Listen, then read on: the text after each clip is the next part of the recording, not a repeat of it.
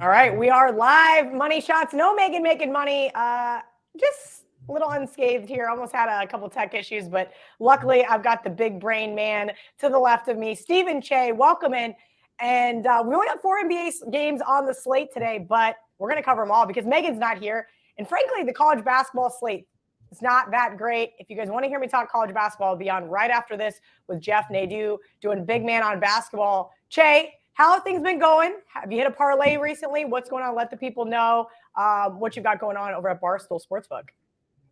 Things are going really good. NBA has been very good to me, especially since the All-Star break. We're 4-0 since the All-Star break. We hit a big play last night. I put out a little bit ballsy of a pick. I just found value in it. It was Nikola Jokic to record a triple-double, which he did. It was at plus 125, so that was my biggest individual pick for my daily props.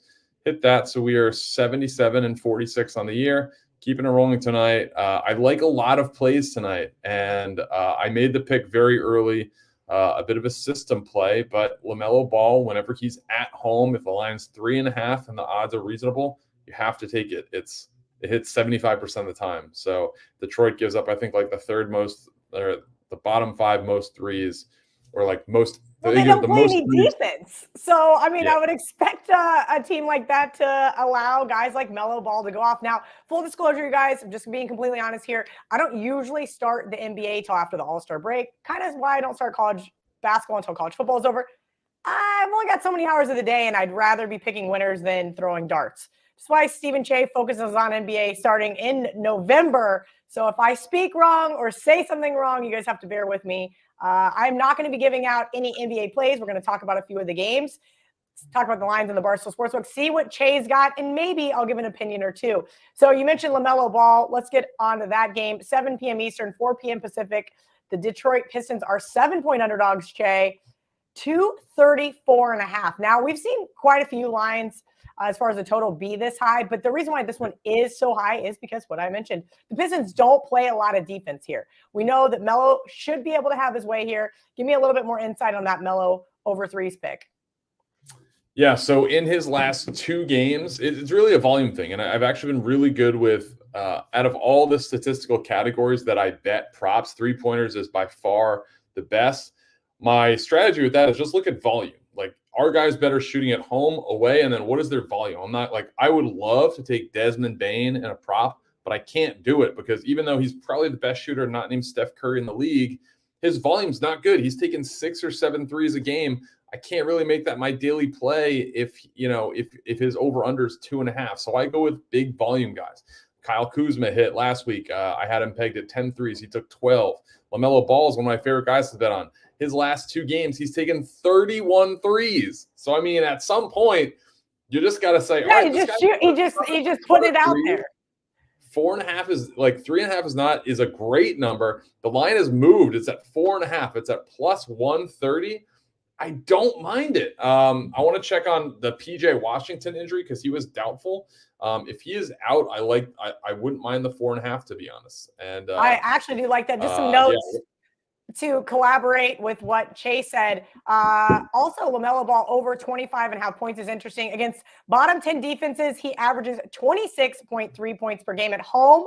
And as you said, you're waiting to hear about PJ Washington. Last I looked, he is doubtful for tonight. Detroit allowing the second most points per game to their opponents. Again, that's why that total's so high. So I like when Che and I agree here. And I like that it's now up to 4.5 because that plus money is speaking more of my language. Che, let everybody know why you do these parlays exclusives over at the Barstool Sportsbook as opposed to betting some of these straight. So I for my daily play, it'll just be a straight. I do put out some parlays that are on my Trust the Data account. Those will just be kind of like feels. I did post 2 leans today because there was a lot of juice. Like I took this in the morning. It was minus 136. That has to be the play. If it gets over minus 140, I'm not going to put that out to the people. Minus 136, like I'm going to take that. That's going to be hopefully a good spot that I land in. But since it's I will make those individual plays 140 and better. If it gets any higher than that, I won't make that the play. LaMelo Ball had to do it this morning. For parlays, I actually like a couple. I put out some straights, but I thought that they would be good parlays. RJ Barrett today going to get Knicks Celtics is probably the most marquee game of the night. Yes, it is. Jaylen Brown is out, so there are two plays I like in this. One is RJ Barrett, which is a little bit scary because I'm expecting about 5 to 6 3-point attempts. His career against Boston, he's shooting almost 51.8% from downtown. He has hit 2+ threes in 8 straight games against Boston. So if the line for RJ Barrett is 1.5, even though I know his minutes are being eaten into a little bit by Josh Hart, I like RJ Barrett tonight over 1.5 threes. And then I also like Jason Tatum over 8.5 boards. He's played in 6 games without Jaylen Brown this year, and he's averaging 10.7 rebounds in there. So there's a pretty good delta there. He's cleared that in all 6 games. I like that tonight. So those were the 3 plays that I rocked with tonight.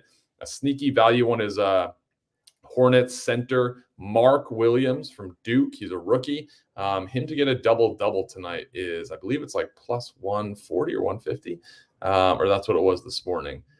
And he's coming off a 20 rebound game. His point total line, I believe, is 11.5. All right, so let's talk about that marquee game. Boston Celtics minus 2.5 at the New York Knicks. This one looks a little fishy, right? We know New York is, they opened a 5-point dog at the Barstool Sportsbook down to 2.5. So sometimes I like to follow that money, but I may be too late to the party here on New York, which kind of already has me looking back towards the Celtics. Celtics have just been on a tear this year, 44-17. And frankly, usually teams start to falter on the road. They're 15-14-1 against the spread on the road. So it's not like I'm looking to fade them here. They've also been really great against the spread, as have the Knicks. So I got a couple prop bets, Che, I'm going to run by you because I want your opinion, see if I'm going to get involved. Sure. Again, lean towards the Celtics now that this line has come down a significant amount. I do think this looks like the first team to, let's call it 115 wins. That being said, Jalen Brunson over 24.5 points. He has averaged 28.4 points per game since February 1st and 32 points per game at home since. And the guards versus Boston have been averaging 25 points per game this season. Thoughts on Jalen Brunson? I like it a lot because he was on a tear. He had, I think, like 5 games in a row where he was 25 plus points, but his last 2 games have been low. So I like for him to bounce back tonight. Marcus Smart is going to be playing. So that was my next question.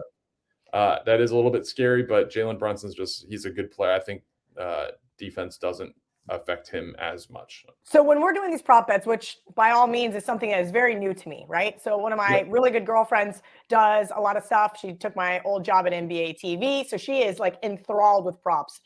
And so I like to pick her brain as well as Che's. And so this was one that she sent me because you brought him up. I wanted to ask, when you're looking at points and you're looking at rebounds and you're looking at assists and and another guy would like you to elaborate on that Mark Williams double-double, sometimes you don't want to go too in depth on one team, right?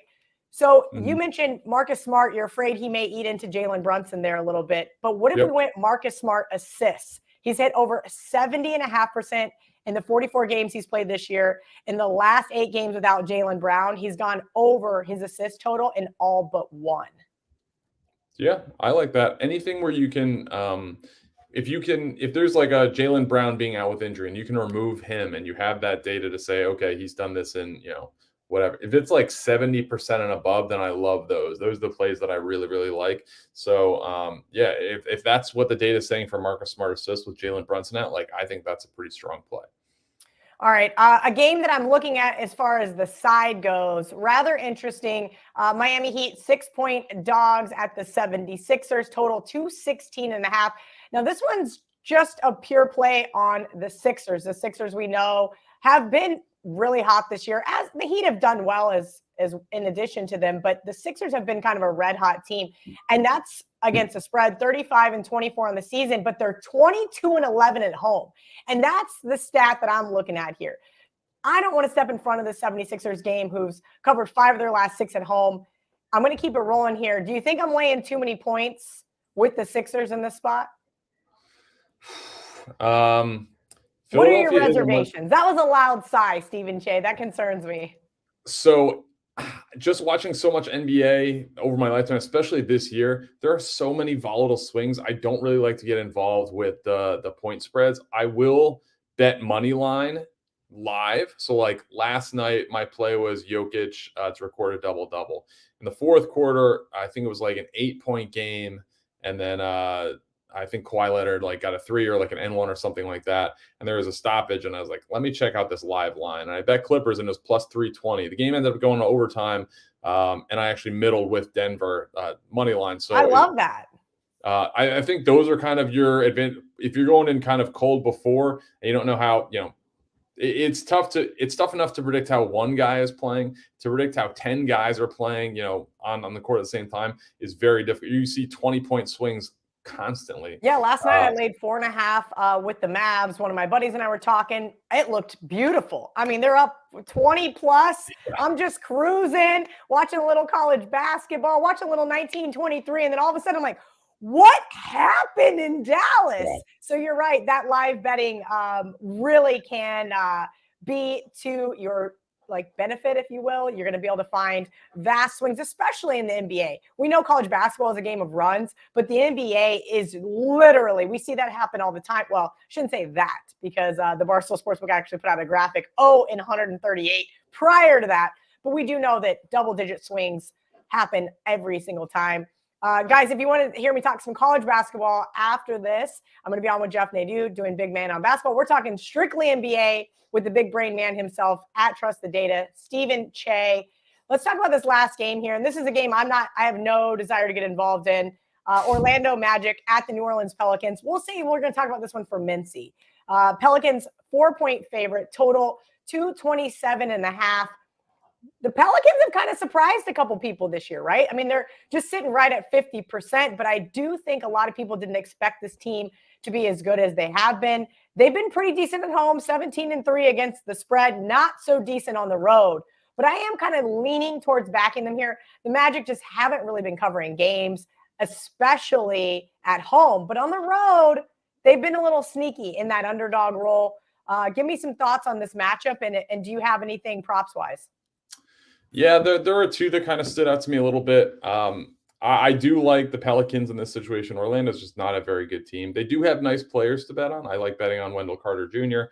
I like betting on Paolo Banchero. Franz Wagner can be a frustrating guy to bet on. But one guy specifically for Orlando has a favorable data, but I don't feel great betting on him. It's Markelle Fultz over 14.5 points. I think he's like 7 of his last 10 games. He's been above that. So that's a play that I would look at. 8 of his last 10 games, he's been above that. New Orleans is a decent defensive team, especially with Herb Jones in their backcourt. I don't love that, especially from a guy who's classically not a good shooter, but that there is strong data on that one. Brandon Ingram also points. He was on a tear, and then he is just coming off a down game, which is something I really like to bet on. If a guy's been really hot and then has one down game, I'm going to bet for him to bounce back. So Brandon Ingram over points. I think it was 24.5. It's fairly juiced, but that is the line I like. All right. So do you have a parlay out for tonight or just a best bet? No, just straights. I think if you're gonna the LaMelo Ball, now that it's moved to 4.5, that's gonna stay my play today. It was at 3.5. I would lean it at 4.5. I think it's good value. It's certainly a smaller unit size. If you were gonna parlay together, if you could move the line down to 3.5, I like that a lot more and pair that with RJ Barrett over 1.5 threes. That would be my play if I would recommend. All right, before I let you get out of here, quick show today. Can you elaborate more on the Mark Williams play for Noah in the comment section, please? Yes, absolutely. So Mark Williams, nice player. He just started getting action. So the Hornets traded Mason Plumlee, who was having statistically a pretty good year. He played a great game last night against Denver. They traded him, and Mark Williams was there. I think he was a lottery pick. He was in the top 15 for sure this past draft. Big guy, 7-footer. He's like 250 out of Duke. And he is a similar player to Mason Plumlee athletically. He's really big. He's athletic. He grabs a ton of boards. He's just coming off a 20-rebound game. Detroit is not a good team defensively. And I think Mark Williams is going to have room to operate the the Pistons start James Wiseman at center, who's an inexperienced guy. He's a high pick, but he's an inexperienced guy. I think Mark Williams is going to be able to carve out 10 plus boards, and his point totals at looks like 12.5 now. So if you're getting basically a tease down line at big time plus money, I think that's an advantageous spot. I wouldn't recommend putting like a full unit on it, but I think it's worth a sprinkle for sure.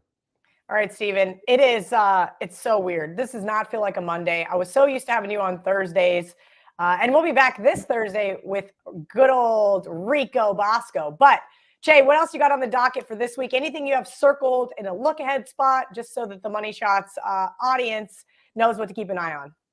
Yeah, so this is a big week for NFL draft props. So if you go into the Barstool Sportsbook and go into sports and then select football, you can search NFL draft from there. So one thing I have my eye on very closely, and I talked about this on Pick Central, I believe it was on either January 31st or February 1st. And it was watch out for Anthony Richardson as a potential number 1 overall pick. At the time I bet it was 100-1. It's now plus 750 in the Barstool Sportsbook. He is going to throw at the combine.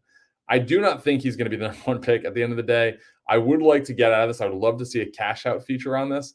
But the value is there. Plus 750, I don't love it.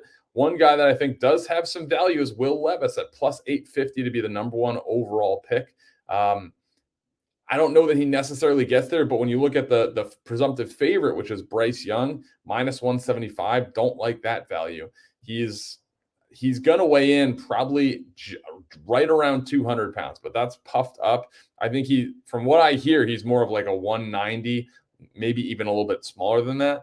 And then height-wise, he's a short guy. Like, I would be surprised if he actually measures in at 6 feet. Listen, we can't all be as tall as you, okay? Like, I mean, number 1 overall pick, your quarterback, you'd hope measurables wise, you kind of check out. He does not. So Will Levis is kind of the opposite. He is not an Anthony Richardson type athlete, but he is a very good athlete. And he's going to put on a show as far as throwing the ball. So I think his stock could rise.